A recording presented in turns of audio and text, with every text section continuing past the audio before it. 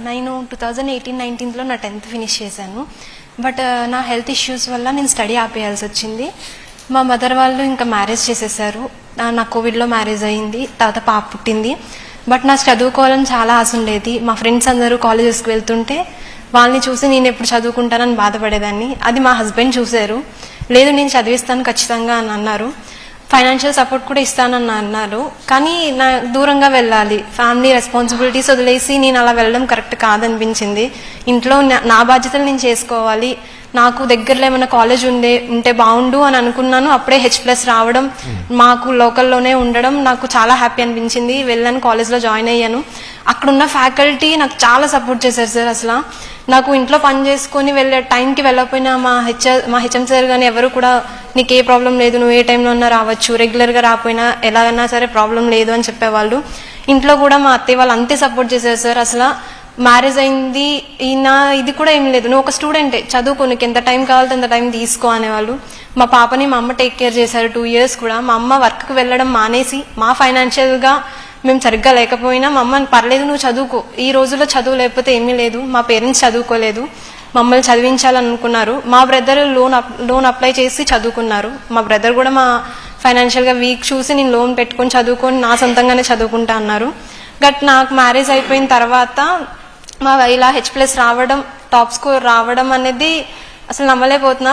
మా అత్తయ్య వాళ్ళు చాలా ప్రౌడ్గా చెప్పుకుంటున్నారు. అంటే వాళ్ళు అనేవాళ్ళు పెళ్ళయింది కదా ఇంకెందుకు చదివిస్తున్నా, పాప ఉంది, ఇంకా ఫ్యూచర్ ఇంకెందుకు అని అన్నా సరే తను చదువుకుంటుంది, అప్పుడు ఏం మాట్లాడలేదు. బట్ ఇప్పుడు వాళ్ళందరూ ప్రౌడ్గా ఫీల్ అయ్యి చెప్తున్నారు, మీ చిన్న కోళ్ళు స్టేట్ టాపర్ అంట కదా ఆవిడ వచ్చి నాతో చెప్తున్నారు. ఇదంతా పాసిబుల్ అయిందంటే మీరు మాకు అందించిన ఫెసిలిటీసే సార్. అది నిజంగా నేను చాలా ప్రౌడ్గా చెప్పుకుంటున్నాను. ఒక ప్రైవేట్ కాలేజ్లో వెళ్ళి అంత స్కోర్ చేసినా అమౌంట్ పెట్టారు కాబట్టి అంత స్కోర్ చేశారంటారు తప్ప ఇంకా అంతమించి ఏముండదు. బట్ ఏ అమౌంట్ పెట్టకుండా సరే మీరు ప్రొవైడ్ చేసిన ఫ్యాకల్టీస్, ఫెసిలిటీస్ అవన్నీ నన్ను ఈరోజు ఇక్కడ దాకా తీసుకొచ్చినాయి. నా చిన్న రిక్వెస్ట్ ఏంటంటే నేను ఇంకా ఫర్దర్గా ముందుకు వెళ్ళాలంటే నాకు పాప ఉంది, తనని టేక్ కేర్ చూసుకుంటూ వెళ్ళాలి. లోకల్లో నాకున్న మా చుట్టుపక్కల ఉన్న డిగ్రీ కాలేజెస్లో ఏమన్నా ఫ్రీ సీట్ ఇప్పించగలిగితే నేను నా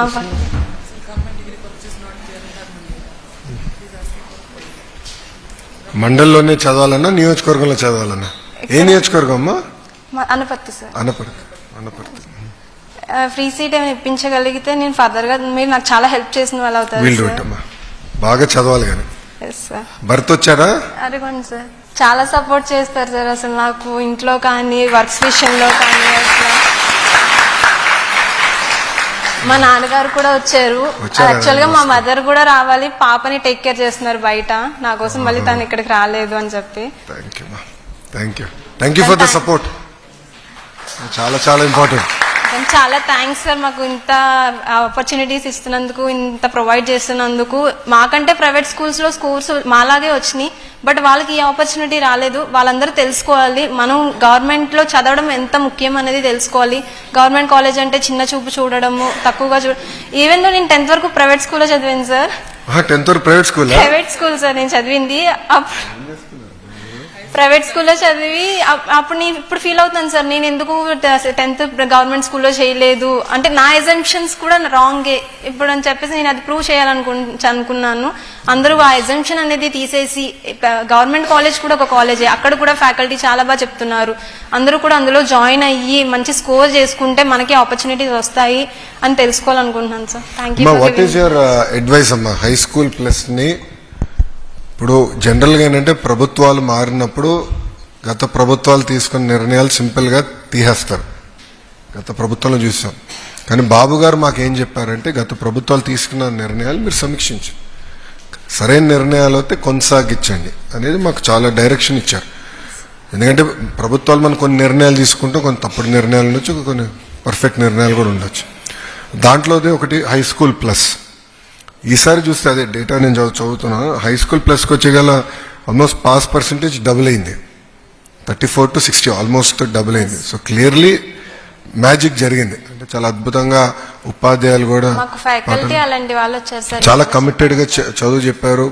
మెటీరియల్ కూడా పనికొచ్చిందని నేను అనుకుంటున్నాను. సో సబ్స్టాన్షియల్ ఇంప్రూవ్మెంట్ వచ్చింది.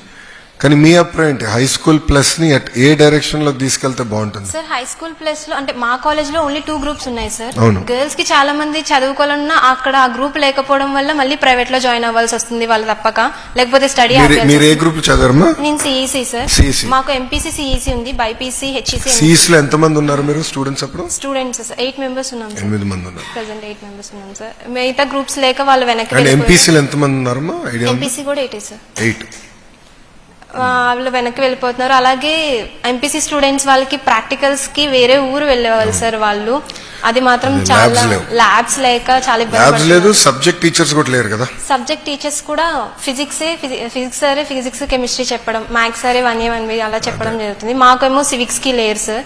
మాకు కామర్స్ సరే చెప్పేవాళ్ళు, లేకపోతే ఎకనామిక్స్ మ్యామ్ చెప్పేవాళ్ళు. ఫస్ట్ ఇయర్ ఒకరు, సెకండ్ ఇయర్ ఒకరు అలా మేనేజ్ చేస్తున్నారు సార్. ముందు నేను వాళ్ళకి సన్మానం చేయాలి. నిజంగా సార్, ఎందుకంటే impressive what they have done. మేము గవర్నమెంట్ టీచర్స్ అన్న ప్రౌడ్ అలాగేమీ లేకుండా సండేస్ క్లాసెస్ పెట్టేవాళ్ళు, మార్నింగ్ క్లాసెస్ పెట్టేవాళ్ళు, ఈవినింగ్ 5:30 6 వరకు. మేము ఏ టైంలో కాల్ చేసినా మా డౌట్స్ క్లియర్ చేసేవాళ్ళు. అసలు చాలా సపోర్ట్ చేశారు సార్ వాళ్ళు. మేము అవర్స్ ఎక్స్టెండ్ చేసాం, మీరు గమనించారు లేరు, 9 to 5 చేసాం.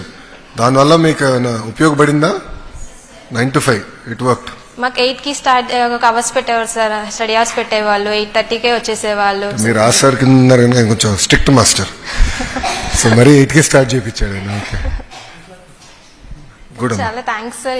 Congratulations, we will support you, no second thought.